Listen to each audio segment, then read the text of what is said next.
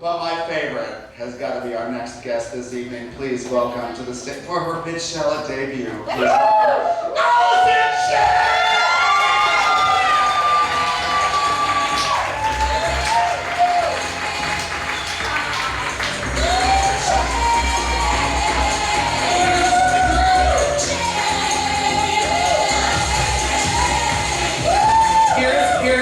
Here's a nightmare situation for you.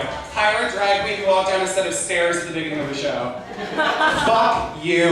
That was transphobic and not in the Deanie way. If anyone was uncomfortable with her jokes, just replace her mental image with me and it's hilarious. I have a dick. It's awesome. I love it. Oh my god. Give it up for Christy Olsen. Fuck. A woman that hypochondriacs could only aspire to be. My God. You're probably the only person in the whole world that could donate your hair to Locks of Love and then receive it a month later.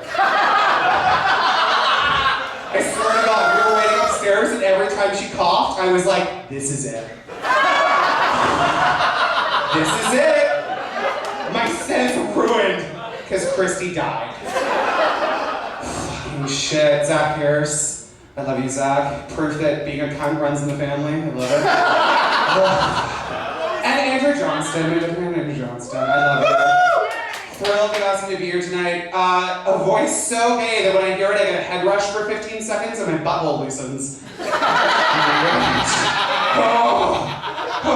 Give me a second. Fuck. I love gay voice so much. I love that it's a thing that is apparently genetic, because look at all of you. I've met most of you. And the thing is, like, my favorite thing about gay voice is that they just made a documentary on it called Does My Voice Sound Gay? And if someone asked me to make that documentary, it would be me sitting there going, duh! For 3 hours. It's an art film. I don't know if you're gonna get it. But I love gay voice. And like, here's the thing, gay voice is proof that being gay is like the way you're born, you know? It's like born this gay, nature versus nurture, it's not a choice. And I know this for a lot of reasons. A, because I was confused for my mother on the phone until I was 14 years old. Her business associates would call and I'd be like, hello? And they'd be like, Deb? And I'd be like, no, trying to like force it down a little. Trying to do the adolescent version of my voice hasn't changed yet, but I swear to God I'm gonna make it try to right now. No shit. It was my mom and my sister all the time that I got confused for. And then I just started owning it, because my mom's in business. People would call my mom and be like, Deb, we need to talk. And I'd be like, what's up? Give me money. That's my job, right? That's what I do during the daytime while I'm at school, Reed's at school.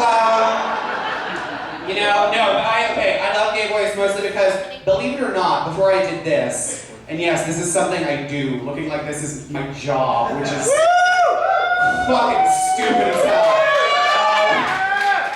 Thank you. Thank you. Appreciate mediocrity. Here's the thing. Oh, by the way, I'm a drag queen, for anyone who doesn't know. Has anyone ever not seen a drag queen before? Because there's about 100,000 of them working in the city right now. And none of them were even the ones Andrew mentioned. Those were all made up. I mean, Sophia Cox, who would pick that name. She's not here, I can say it. Whatever, she just went viral. No, her test came back clean. Anyway. It's funny, because I don't have it. Anyway. Gay voice. I love gay voice. Before I used to do this as a job, many moons ago, when I was a teenager, I was in high school, and doing very that, I was a lifeguard. That was my job. People trusted this with their children around water. And not in the way that people would picture me being like, I regret this decision! I saw The Ring and I was like, lifespiration! Push her down the well, jump off a cliff, 27 Club. It's better to burn out than fade away. Anyway. That's just wig hair caught in my throat. One time I was completely nuts over here. I was doing a show once and I did a spin around and I inhaled the synthetic air into the back of my throat and I threw up a little bit in my mouth. It looks similar to Beyonce. To the best of us, really. Anyway, I was a lifeguard when I was a kid. I was 16. And this is how, one of the many reasons you can tell that being gay is not a choice. Because, you know, I was in school myself and I had to write report cards for kids, which seemed fucking stupid because my report cards were always like, you're not trying and you suck and I hate you and graduate already. And that was basically what I was writing on these kids too. You suck and I hate you and I can't believe I haven't drowned yet. Your mom yelled at me once, and then there's my ex-ray tech when I broke my foot because we all live in the same small town. She was like, your foot's broken, and I want to be like, your daughter's a fucking asshole. But anyway, I would be doing like roll call, like first day, I had a new class, I passed all my other kids up to whatever fucking stupid name these classes had, like glider, diver, surfer. All real YMCA swimming club names, by the way. Bobber, floater, glider, diver, surfer, dipper, that's the order. Still know it, it's like a fucking cult. And I'd be doing roll call like the first day with a batch of new kids. It would be like Sarah, and it would be like, here. It would be like Rachel, and it would be like, here. And it would be like Michael, and it would be like, here. And then it would be like Logan, and it would be like, here.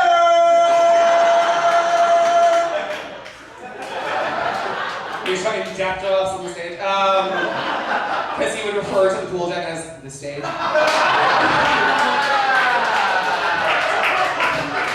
He would show up and I'd be like, Logan, are you feeling like so today? He'd be like, I am feeling very Ziegfeld Follies. I'm thinking like an Esther Williams kind of look today. And I'd be like, I'm not even out and you're just flying free fly high, I love it. But I had this gay kid, Logan, and he would, I did lose my job for that. Again, non-sequitur. You know when you see a kid? His butthole just clenched a little. You know when you see a kid and you think, that kid's not hot now. But that kid's gonna be so hot when they're older.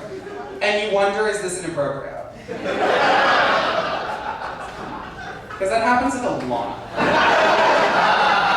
It's usually blonde kids, and I'm like, your life is gonna be awesome. Whereas I was like this weird kid with like a mushroom cut, who had like acne braces and a cast at one point. I'm real great, and that's why I do this now. I just want to feel pretty. And I ended up on this. Yeah. Does anyone have any questions about my chest hair? Anyone confused by it? Cool, I don't care. It's there, deal with it. But yeah, this little kid, Logan, I was obsessed with him because he was just the gayest little child, and he scissor kicked with a perfectly pointed toe that could fit very delicately into a Louis Vuitton one day. And I was like, if I only had your size feet, bitch.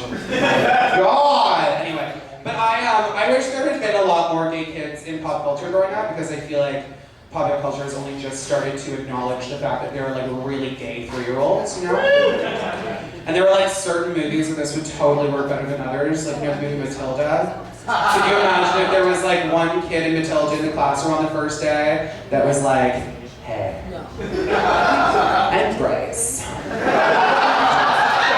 This is Lavender. She's sassy. That's our teacher, Miss Honey, and it is ridiculous how good she would look with highlights. And then 3 days later, he's like, Miss Trunchbull is coming for you. And